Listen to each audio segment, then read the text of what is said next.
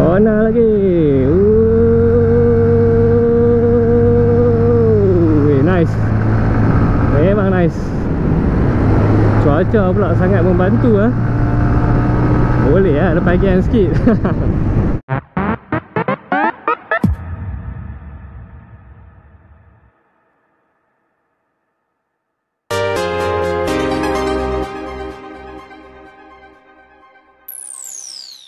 Assalamualaikum guys, welcome to my YouTube channel. Anda bersama dengan saya Nick Rahizal. Thank you kepada semua yang dah subscribe dan thank you juga kepada semua yang dah support YouTube channel saya selama ni.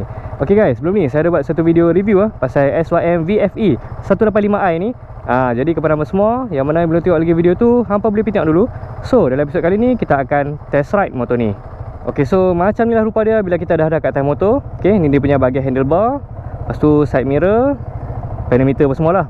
Okay, mesti hampa pelik kan sebab apa saya start motor ni awal-awal. Jawapan dia adalah sebab bateri saya low Okay, bateri saya dah low. Dan yalah sebab actually video ni saya nak buat daripada minggu lepas lagi kan. Tapi yalah hujan lah apa, ribut lah apa semua. Apa benda tau, ribut apa, Tropicana Twister apa benda tau. Kan. So minggu lepas seminggu memang direct hujan, lebat dan angin kuat lah. Memang ribut lah. So tak boleh nak buat konten. Tapi Alhamdulillah hari ni nampak cuaca sangat cantik lah. Panas elok kan. Alhamdulillah lah, finally diberikan kesempatan juga untuk saya teruskan saya sambung buat video test ride ni. Cumanya bila dah lama tak start, bateri pun low lah. Tadi pun saya start, saya tolak motor, masuk gear, lepas tu pula minyak. Start cara manual lah orang kata. Jadi ni kalau saya tutup enjin ni memang dia tak boleh start dah lah. So that's why lah saya start siap-siap. Sagi bila saya buat video test ride ni kan, sambil kita duduk running kan, kita duduk jalan motor ni, dia akan auto charge dia punya bateri lah. Okay, jadi macam biasalah, motor ni dia pakai sistem keyless. Lepas tu hampa akan dapat remote ni lah. Okay, remote ni ataupun sensor ni. Dan hampa kena pastikan remote ni ada dekat dengan motor, baru dia boleh detect, baru boleh start lah. Okay, kita simpan dulu remote ni. Dan cara nak start dia, hampa tekan button keyless, pusing ke kanan, lepas tu tekan je lah ignition switch ataupun starter. Okay, saya payung bunyi sikit kat hampa.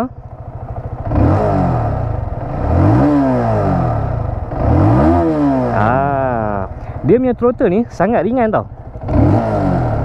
Hampa tak perlukan effort yang tinggi untuk pulas throttle tu. Memang ringan gila. Okay, so dalam video ni saya akan share kat hampa macam mana feel dia bila kita naik motor ni. Dari segi dia punya seat, riding position, suspension, handling, cornering dan lain-lain.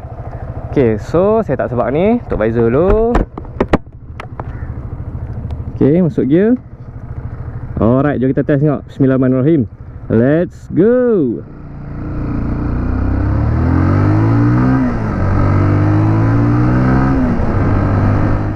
First kali kita akan sembang pasal dia punya seat dulu.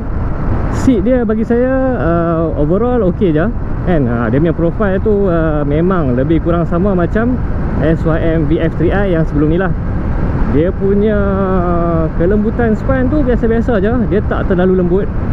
Cumanya nak kata keras sangat pun tak lah juga kan. Nak bagi hampa senang faham, contoh kalau seat Honda RS 150 kan, RSX, yang tu memang keras kau-kau punya. Jadi seat dia lembut sikit daripada RS ataupun RSX. Cumanya dia macam mampat ataupun padat sikit lah. Okay, then dia punya seat tu kalau tanya saya dia macam terasa kurus sikit, tapi still okey lagi. Cumanya yang paling ketara adalah dia punya bahagian belakang tu, bahagian pillion tu, dia macam tinggi sikit tau, dia macam congek belakang sikit. Jadi dia membuatkan hampa rasa macam bila hampa duduk kat sini kan, dia membuatkan hampa rasa bahagian badan hampa dengan bahagian jarak depan ni dia terasa macam agak dekat sikit. Macam itulah. Tapi untuk riding position apa semua masih sama dan masih selesa lah. Hampa akan ride dalam keadaan hampa, badan hampa menegak. Nak kata menunduk pun menunduk sikit lah. Dia punya handlebar dia pun okey, tak terlalu rendah. Sedap lah. Dia punya riding position lebih kurang sama je macam Kapcai yang lain. Cuma saya rasa macam saya duduk ni macam ke depan sangat. Macam tu. So jarak antara pedometer ni dengan badan saya macam terlalu rapat lah. Okay, untuk pedometer dia kalau time malam memang cantik. Tapi kalau time tengah panas macam ni kan, panas terik macam ni, macam tak berapa nampak lah. Dia macam silau sikit. Tapi kalau depan mata saya masih boleh nampak tau. Cuma dalam kamera ni lah, dalam kamera ni mungkin hampa tak berapa nampak lah kan. Saya tak sure lah.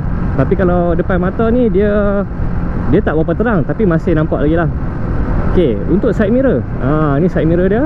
Okay, side mirror dia okey, cukup besar apa semua, dia ada shape sikit dan memang boleh nampak dengan jelas lah apa yang ada kat belakang tu. Kita cuba test dia punya brake sikit. Tekan brake. Ya. Okey. Kita try lagi kat depan ni.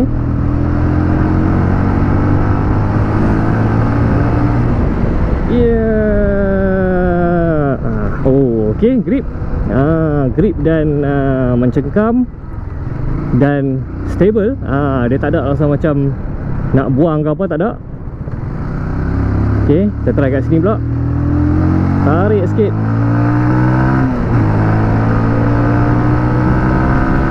Okey, tekan brake. Okey, mantap. Yalah, dual channel ABS kot. Memang steady lah.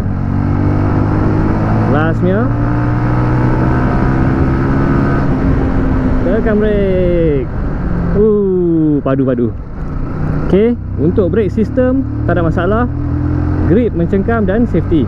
Kita naik bumper sikit. Kita feel dia punya suspension. Okey.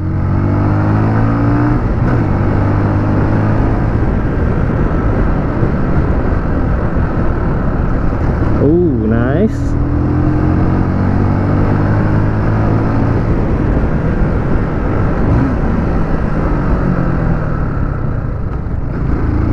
Layan juga. Nak roundabout sikit. Layan juga ni.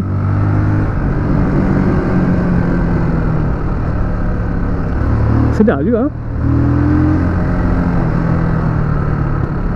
Tapi saya tak mau komen lagi lah. Saya baru nak ambil feel dulu.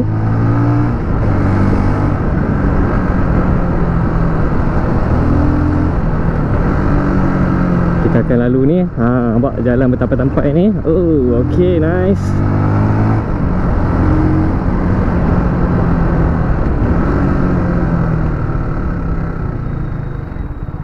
Alright. Okay, so untuk dia punya suspension, bagi saya dia punya fork depan ni rasa macam lembut sikit. Tapi dia taklah terlalu lembut tau. Dia lembut sikit je, tapi masih sedap lagi. Maksudnya bila hampa lalu jalan yang tak rata, jalan berlubang apa semua, dia tak ada lah rasa macam terhentak kuat sangat, macam bumpy ke apa, tak ada lah. Dia boleh main dia punya suspension tu. Dan dia punya suspension belakang ataupun dia punya monoshock lebih keras sikit lah berbanding dengan dia punya fork depan.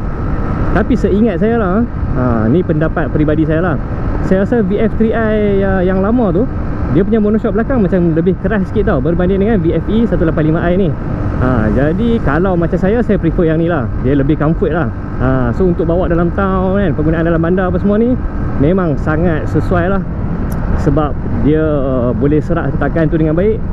Tapi atas highway should be okay lah kan. Dia bergantung pada berat badan masing-masing lah juga. Okay guys, sekarang ni saya berada di atas Bukit Baru Balik Pulau. So kita akan cuba untuk test dia punya handling dan juga cornering sikit. Cumanya baru ni ada tanah runtuh sikit lah dekat certain area. Saya pun tak tahu lah daripada repair ke belum. Apa-apa pun kita kasih redah lah. Let's go. Nah sikit.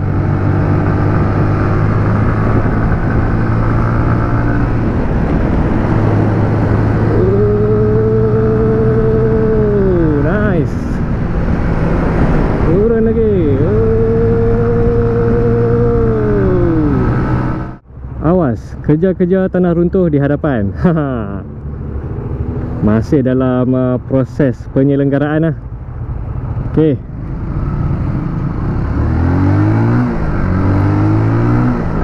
Test ride juga, tapi safety first. Nah sikit.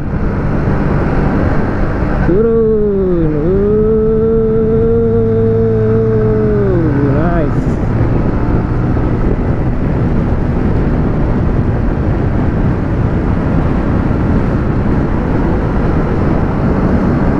Nah lagi.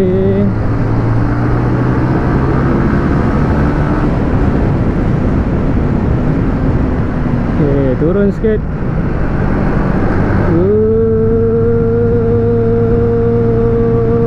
Mantap di situ.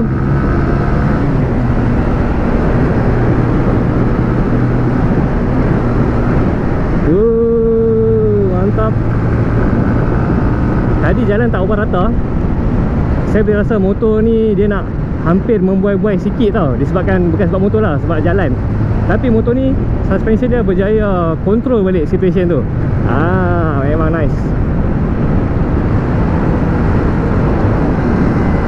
Turun sikit. Mantap. Kita test pick up naik bukit pula. Let's go.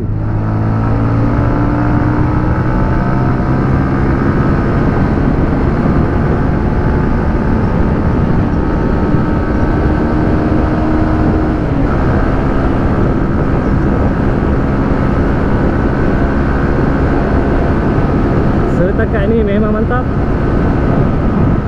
109, 108 macam tu, 106. Boleh naik bukit dengan speed macam ni kan, okey lah. Corner lagi. Nice.